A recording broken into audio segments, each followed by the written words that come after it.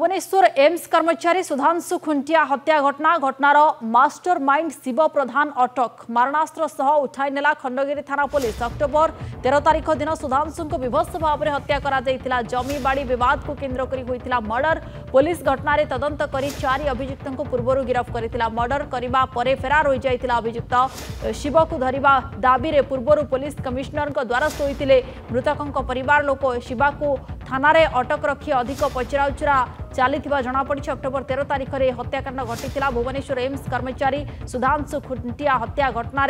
Master mind Shiva प्रधान अटक थिबा सूचना पुलिस पचराउचरा करुछि। मारणास्त्र सह खंडगिरी थाना पुलिस उठाई नहीं जनापड़ी। ये घटना विभत्स घटना घटी अक्टोबर 13 तारिख दिन सुधांशु को विभत्स भाव हत्या करा जमीबाड़ी विवाद को केन्द्र करी मर्डर होइतिला। पुलिस ए घटना तदंत करी 4 अभियुक्तों को पूर्व गिरफ्त करथिला किंतु मर्डर करिबा परे अभियुक्त फेरार हो जाइतिला। मुख्य अभियुक्त जे शिवा ताको पुलिस वर्तमान गिरफ्त करथिबा सूचना रहुछि।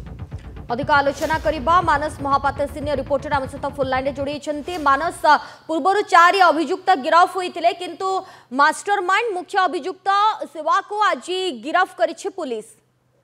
देखो निहाती भाव में पुलिस गोटे बड़ चैलेंज थिला कारण अक्टोबर 13 तारिख दिन जदि देखिबे जे चंद्रशेखरपुर थाना अंचल रे गोटे मर्डर हेतला बेले तार परे परे गोटे फायरिंग हेतला सरकंतरा गाँ पाखरे जोठारे कि खंडगिरी थाना अंतर्गत सरकंतरा जोठारे कि कुहा जाउथला जे सुधांशु खुंटिया अछंती एम्स कर्मचारी जमीबाड़ी विवाद को केन्द्र करिकी तांको हत्या करा जायतला एवं तांकर जे दादा पुओ भाई बड़ बापा पुओ भाई एमानक भितरे गंडगोल हेतला जमीबाड़ी डिस्ट्रीब्यूशन को नेकी एवं तापरे गोटे चरम रूप नेइतला। ठीक सेही दिन ठारू पुलिस ए घटनार तदंत करुथला सीसीटीवी जांच करितला साइंटिफिक टीम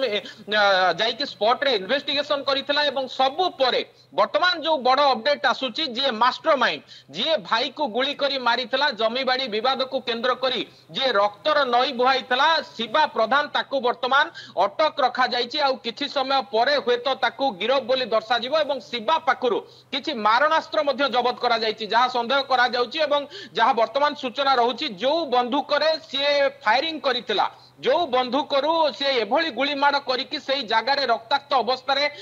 भाई को मर्डर करितला से बंदूक जब्त करा जाइछि एवं शिवा को धरिबा गोटे बड़ चैलेंज सृष्टि करतला कमिशनरेट पुलिस पई खंडगिरी थाना पई कारण आपण देखिबे जेतबेले सुधांशुकर मृत्यु हैला ता परे बा 24 घंटा दुईटी घटनाक्रम को केन्द्र करी गोटे मर्डर केस एवं मर्डर केस जोगु आ गोटे गंडगोल ए घटना रे 4 जन को गिरफ करा जायतला एवं 4 जन को गिरफ परे जो माने परिवार सदस्य थिले सेमानंकर कहिबार कथा थिला जे मुख्य अभियुक्त जे प्राइम अक्यूज रहिछि शिवा प्रधान ताकू धरा जाऊ एवं सेमाने खंडगिर थाना आगे धारणा देइथिले थाना अधिकारी जतबेले बुझा सुझा करथिले तापरे किछि दिन नीरव रहिथिले एवं तापरे जदि देखिबे पुलिस कमिशनर को मध्ये किछि दिन तळे द्वारस्थ होइथिला मृतकंक परिवार एवं सेमानंकर कहिबार थिला जे गाँ रे वर्तमान रहिबा संभवपर होउनी गाँ रे वर्तमान जेहेतु शिवा प्रधान फेरार रहिछि बा जेहेतु प्राइम अक्यूज फेरार रहिछि बंदूक धरी बुलुछि तेणु गाँ रे वर्तमान संध्या बेले बाहरिबा को डर लागुछि। एभली भाबरे कमिशनर को कहिबा परे कमिशनर सीधा सड़क भाबरे डीसीपी को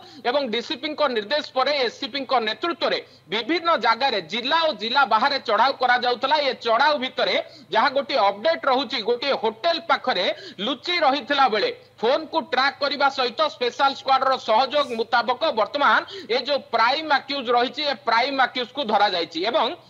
ताठारु जदि देखिबे गोटे बंदूक मध्ये जब्त करा जाइछि किंतु प्रकृत पक्षे ये बंदूक शिवा को देइथला किए शिवा प्रकृत बंदूक हाथ पाखरे रखिकी एभली कांड भियाउथला कि जदि बंदूक रखितला पूर्वरु तार क्राइम रेकर्ड बा तार ट्रैक रेकर्ड सब कोन रहिछि ये सब को नै कि अधिक तनाघना चलथला बेले गोटे बड़ सफलता हमें कहि परिबा पाखा पाखी मासे बितिबा को जाइथला बेले भुवनेश्वर रे जेतबेले सर्व सम्मुख रे दिन समय रे जेतबेले गुलीमार हेतला फायरिंग हेतला एवं फायरिंग सहित 4 राउंड गुलीमाड़ हवा परे सुधांशु खुंटिया जी एम्स कर्मचारी अछंती तांकर मृत्यु घटितला। वर्तमान से प्राइम अक्यूज को धरिबार सफल होइछि खंडगिरी थाना पुलिस एवं आउ किछि समय भितरे ताकू गिरफ दर्शा जिवा सहित ताकू कोर्ट चालान करा जिवो। धन्यवाद मानस आपनक समस्त सूचना पाई। मानस महापात्र संपर्क रे अधिक सूचना देउथिले।